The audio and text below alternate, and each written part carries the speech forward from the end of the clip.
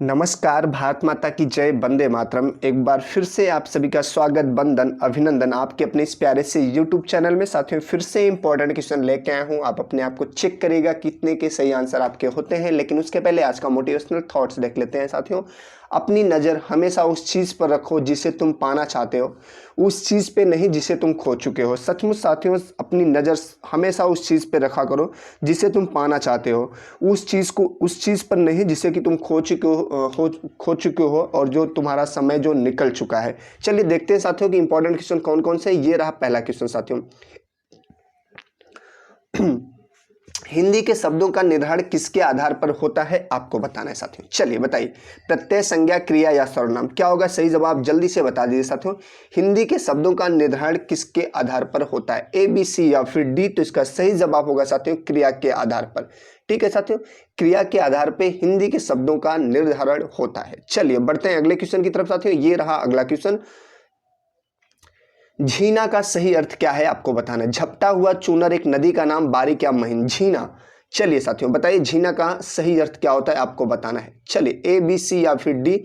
तो इसका सही जवाब होगा साथियों डी। झीना मतलब बारिक या महीन। झीना मतलब साथियों क्या होता है, बारिक या महीन। चलिए बढ़ते हैं अगले क्वेश्चन की तरफ। ये रहा साथियों अगला क्वेश्चन। निर्जलीकरण क्या है, आपको बताना है साथियों। एक अणु और उससे एसिड का हटना, एक अणु में से क्षार, यहाँ पे क्षार होना साथियों, क्षार का हटना। ठीक है, एक अणु में से पानी का हटना, एक अणु में से अल्कली का हटना। बताइए निर्जलीकरण क्या है साथियों, जिसको डिहाइड्रेशन बोलते हैं। चलिए बताइए साथियों, चलिए बताइए इसका सही जवाब क्या होगा, जल्दी से बता दीजिए। तो इसका राइट आंसर होगा सी साथियों। एक अणु से पानी का हटना साथियों, उसको निर्जलीकरण कहते हैं। चलिए बढ़ते हैं अगले क्वेश्चन की तरफ साथियों। ये रहा अगला क्वेश्चन। एयर बैग का आविष्कार किसने किया था, आपको बताना है। एयर बैग साथियों, चलिए बताइए। राइट बंधु, रेनॉल्ड वी जॉनसन, एसन जॉर्डनाफ या केन कुटारागी। बताइए ए, बी, सी या फिर डी। क्या होगा सही जवाब, जल्दी से बताइए। चलिए ए, बी, सी या डी बोलिए, क्या होगा सही जवाब। तो इसका राइट आंसर होगा सी साथियों, एसन जॉर्डनाफ। साथियों एसन जॉर्डनाफ ने एयर बैग का आविष्कार किया था साथियों। ये बुल्गारिया के निवासी थे। कहाँ के साथियों, बुल्गारिया के थे साथियों। और ये क्या थे साथियों, बुल्गारिया के एरोनॉटिकल इंजीनियर्स थे साथियों। ठीक है, एरोनॉटिकल इंजीनियर थे और इनको एरोनॉटिकल का जनक भी माना जाता है। कहाँ पे साथियों, बुल्गारिया में, बुल्गारिया का। ठीक है, कहाँ का, बुल्गारिया का साथियों। ठीक है, किसको माना जाता है जनक साथियों, एसन जॉर्डनाफ को, और किसका, एरोनॉटिक का। ठीक है, चलिए बढ़ते हैं अगले क्वेश्चन की तरफ साथियों। और ये रहा अगला क्वेश्चन। कौन सा एक प्रत्यक्ष कर नहीं है साथियों, आपको बताना है। चलिए जल्दी से बता दीजिए। आयकर, संपत्ति कर, कारपोरेट कर या इनमें से कोई नहीं। कौन सा एक प्रत्यक्ष कर नहीं है, डायरेक्ट टैक्स नहीं है, आपको बताना है। चलिए ए, बी, सी या फिर डी। तो इसका राइट आंसर होगा डी साथियों, इनमें से कोई नहीं। इनमें से कोई नहीं साथियों। एक ऐसा टैक्स जो किसी व्यक्ति या संगठन द्वारा सीधे सरकार को दिए जाते हैं साथियों। यह सरकार द्वारा प्रत्यक्ष रूप से व्यक्तियों और संगठनों पर लागू होते हैं, जैसे आयकर, निगम कर, संपत्ति कर आदि साथियों। तो इसमें साथियों इनमें से कोई नहीं, ऑप्शन सही होगा। चलिए बढ़ते हैं अगले क्वेश्चन की तरफ। ये रहा साथियों अगला क्वेश्चन।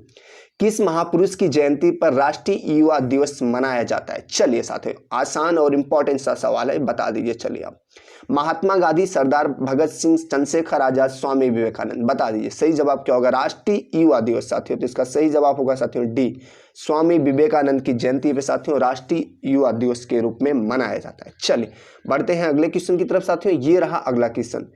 हितोपदेश नामक पुस्तक के लेखक कौन है साथियों, आपको बताना है। चलिए बता दीजिए साथियों, हितोपदेश नामक पुस्तक के लेखक कौन है साथियों, आपको बताना है। जल्दी से बताइए। विष्णु शर्मा, नारायण पंडित, नागार्जुन, वात्स्यायन। बताइए क्या होगा सही जवाब, आप जल्दी से बता दीजिए साथियों इसका सही जवाब।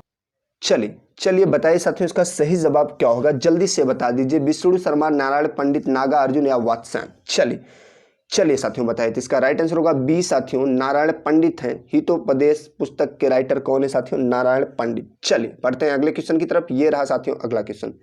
ज्ञानपीठ पुरस्कार किससे संबंधित है, आपको बताना है साथियों। चलिए ज्ञानपीठ पुरस्कार किससे संबंधित है, साहित्य, संगीत, चित्रकला या चिकित्सा से। चलिए बताइए साथियों, ए, बी, सी या फिर डी। चलिए बताइए साथियों। तो इसका सही जवाब होगा साथियों ए, साहित्य से संबंधित है साथियों। ज्ञानपीठ पुरस्कार किससे संबंधित है साथियों, साहित्य से संबंधित है। चलिए बढ़ते हैं अगले क्वेश्चन की तरफ साथियों। ये रहा अगला क्वेश्चन।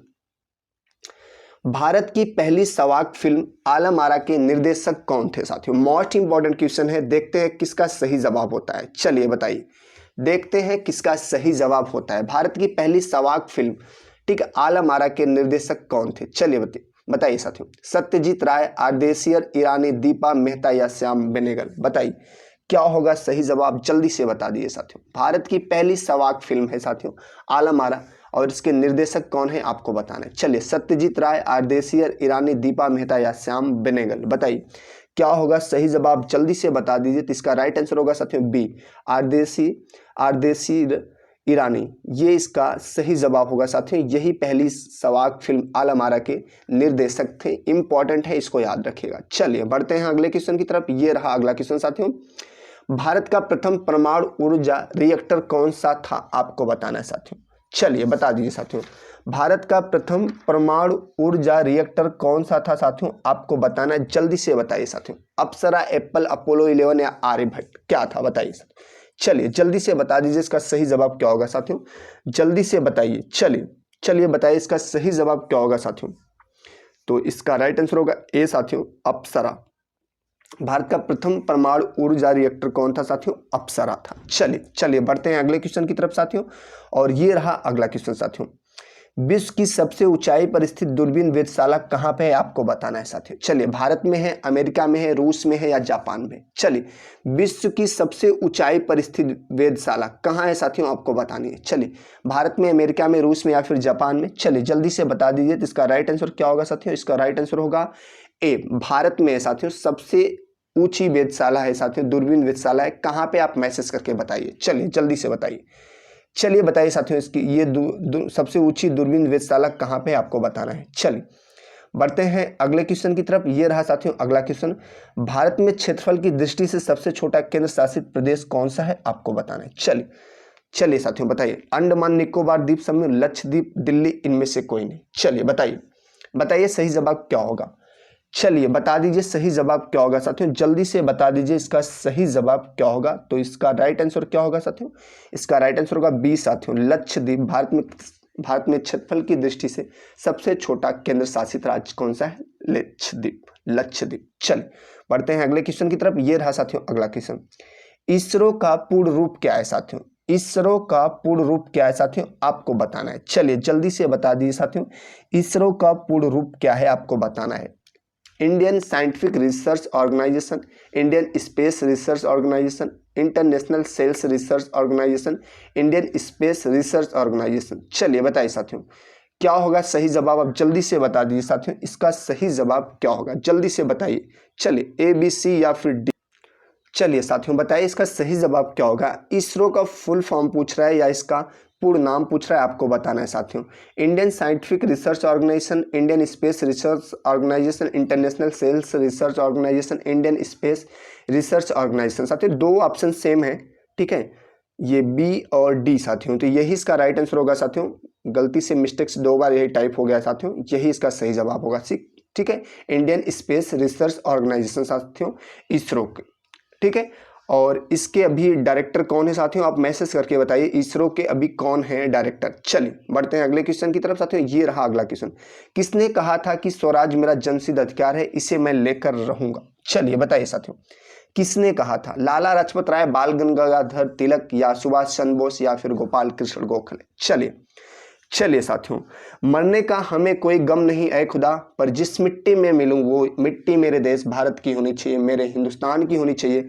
सभी शहीदों को मेरा सत नमन। चलिए बताइए साथियों किसने कहा था कि स्वराज मेरा जन्मसिद्ध अधिकार है और इसे मैं लेके रहूंगा। चलिए ए, बी, सी या फिर डी?